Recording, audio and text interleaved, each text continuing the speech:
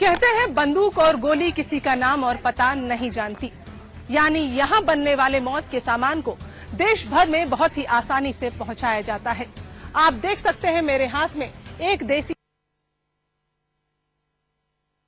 से 1500 रुपए तक है, यानी जिंदगी बेहद सस्ती है और युवाओं को मौत का सामान बहुत आसानी से उपलब्ध हो रहा है। हथियारों की खरीद फरोख्त का पुराना गढ़ रहा है ये इलाका। पाकिस्तान परस्त आतंकवादी जकारिया और वारिस तक को देसी हथियार और हैंड ग्रेनेड यहीं से उपलब्ध कराए गए थे। नामचीन अपराधी स्वचालित हथियारों और हैंड ग्रेनेड की यहां से खरीद फरोख्त करते रहे हैं। स्वचालित हथियारों के साथ तमंचा बनाने वालों का जाल पश्चिमी उत्तर प्रदेश के साथ आसपास के जिलों में भी फैला है। वर्ष 1991 में सबसे पहले विदेशी माउजर यहीं पकड़े गए थे। इन हथियारों को समझौता एक्सप्रेस के जरिए जिले में लाया गया था। इसके बाद दिल्ली में 350 विदेशी पिस्तौल के साथ पकड़े गए। स्वीडन विदेशी नागरिक ने खुलासा किया था कि हथियार की ये खेप कैराना से लाई जा रही थी। दिल्ली पुलिस ने शेरपुर में राष्ट्र विरोधी गतिविधियों के आरोप पकड़े गए सईद के यहाँ कई अत्याधुनिक हथियार बरामद किए। बाद में सईद के पास से एक स्टेन गन भी बरामद हुआ। 1995 में पकड़े गए पाक आतंकवादी जकारिया ने AK-47 के बारे में जानकारी दी थी, लेकिन खुफिया तंत्र उसे बरामद करने में नाकाम रहा था।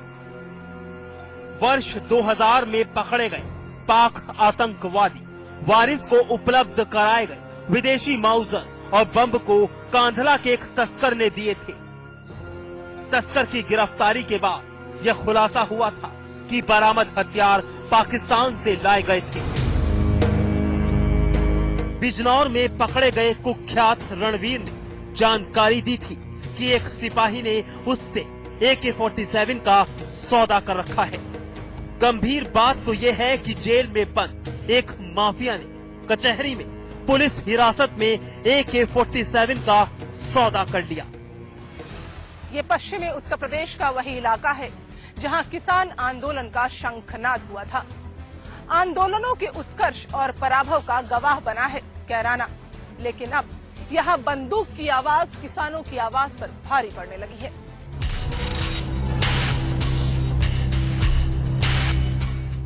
कैराना में देसी से लेकर विदेशी हथियार आसानी से उपलब्ध हैं।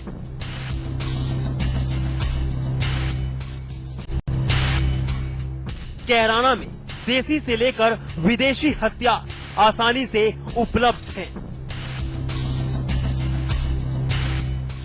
वेस्टर्न यूपी समेत तमाम शहरों में यहां बनने वाले हथियारों की सप्लाई हो रही है। एक साल पहले नोएडा पुलिस की गिरफ्त में आए जावेद नामक शातिर बदमाश के पास से एक चाइनीज पिस्टल बरामद हुई थी। पूछताछ में उसने कैराना से ही पिस्टल खरीदने की जानकारी दी थी।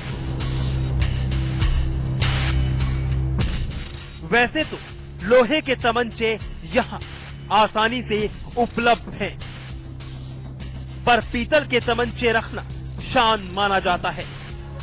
पीतल के तमंचे बनाने का सामान ये लोग मेरठ के इस्लाम नगर से लेकर आते हैं और कई फायर होने के बाद भी पीतल के तमंचों की नाल नहीं फटती, जबकि लोहे के तमंचे की नाल फटने के कई हादसे अक्सर होते रहते हैं।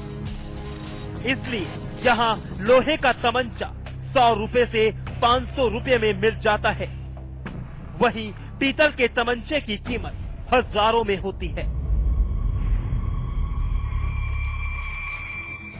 पूरा का पूरा कैराना गांव बारूद की ढेर पर बैठा है। पुलिस की चिंता न सिर्फ यहां बनने वाले तमंचे और हथियार है, बल्कि जितनी खेप यहां हथियारों की तैयार होती है, उतनी ही संख्या में यहां से अपराधी भी तैयार होते हैं।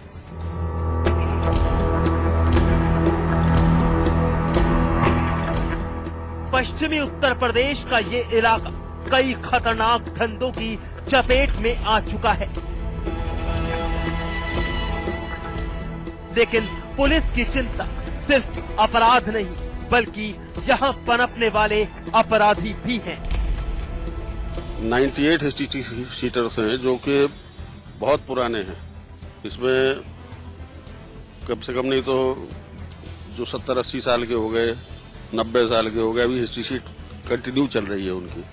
अपराधी तो सभी जगह होते हैं, ऐसा नहीं है। जहाँ आदमी होंगे वहाँ अपराध भी होगा। एक मुख्य वजह हम ये भी माने कि यहाँ पर आसानी से जो अवैध हथियार है, असले कट्टे उपलब्ध हो जाते हैं, ये भी एक वजह है। ऐसा कुछ नहीं है कि आसानी से उपलब्ध हो जाते हों।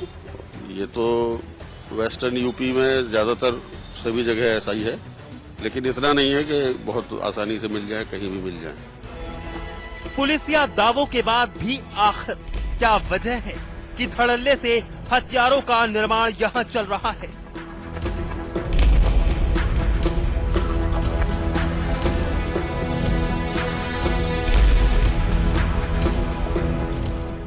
पुलिस के अपने दावे हैं। उनका कहना है कि दोष अदालती प्रक्रिया में है, क्योंकि आर्म्स एक्ट के तहत गुनहगारों पर सख्त कार्यवाही नहीं की जाती। लेकिन जरा सुनिए, पुलिस का कहना है कि कैराना जैसे बिगड़े हालात पूरे पश्चिमी उत्तर प्रदेश में हैं।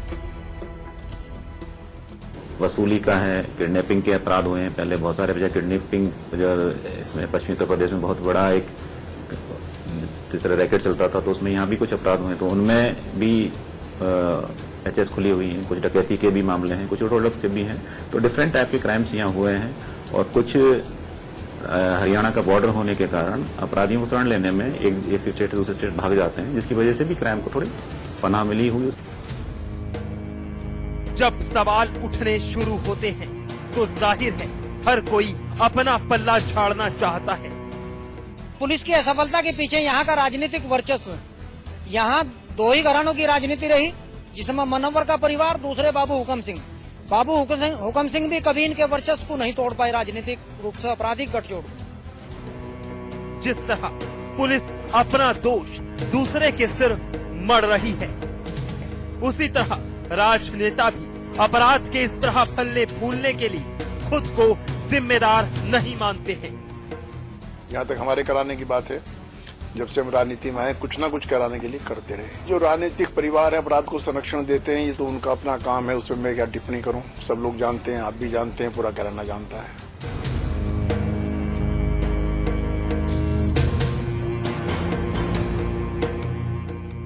दिलचस्प बात तो ये है कि अवैध हथियार बनाने के पेशे से जुड़े लोग सरकार से लोन लेकर ये धंधा शुरू करते हैं। दरअसल ये लोग लोन तो खैरात मशीन लगाने के लिए लेते हैं, मगर उसका इस्तेमाल सिर्फ कट्टे बनाने के लिए किया जाता है।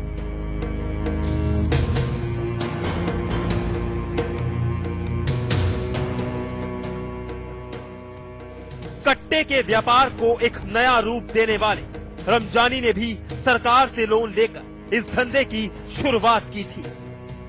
खूंखार अपराधी अकरम ने 40,000 रुपया अल्पसंख्यक कोटे के तहत खराद मशीन लगाने के लिए लिए थे, मगर उसने लोन के पैसे से हथियार बनाने की फैक्ट्री लगाई, जिसे लेकर अकरम 2001 में पकड़ा भी गया। खतरनाक अपराधी भूरा ने भी शेरपुर में सरकारी पैसों से ही अवैध हथियारों का काम शुरू किया था। अधिकांश लोग जो हैं लोन लेते हैं बैंक से कुटीर उद्योग के लिए। वो खराद मशीन लगाने के नाम पे लेते हैं कि खराद मशीन हमें लगानी है, कुटीर उद्योग लगाना है। कुटीर उद्योग के लिए जो है सरकार ने जो योजनाएं बना रखी हैं, तो योजनाओं के तहत वो इसका गलत इस्तेमाल करते हैं। तमंचा फैक्ट्री लगा लेते हैं, तहखाने में तमंचा फैक्ट्री लगाई जाती है। और यहाँ का तमंचा ऐसा है कि गोली मिसनी होती है और दूर दूर तक सप्लाई होता है। खासकर जो है इसका इस्तेमाल चुनाव के दौरान किया जाता है।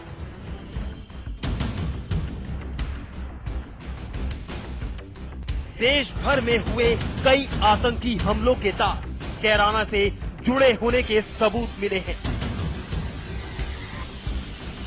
पुलिस के हाथों कई ऐसे सुराग लगे हैं जिनका सीधा संबंध कैराना के हिस्ट्री शीटर्स और यहां बनने वाले हथियारों से है। आखिर इन पर शिकंजा कसने में कहां हो रही है चूक? कैसे लगेगी अपराध के पैदावार पर रोक? जरूरत है एक दृढ़ संकल्प की, ताकि सरकारी योजनाएं धरातल पर आते आते विफल ना हो जाएं। यहाँ के युवाओं को शिक्षा से लेकर रोजगार के नए अवसर प्रदान किए जाएं, ताकि हाथ में बंदूक की जगह किताबें हों।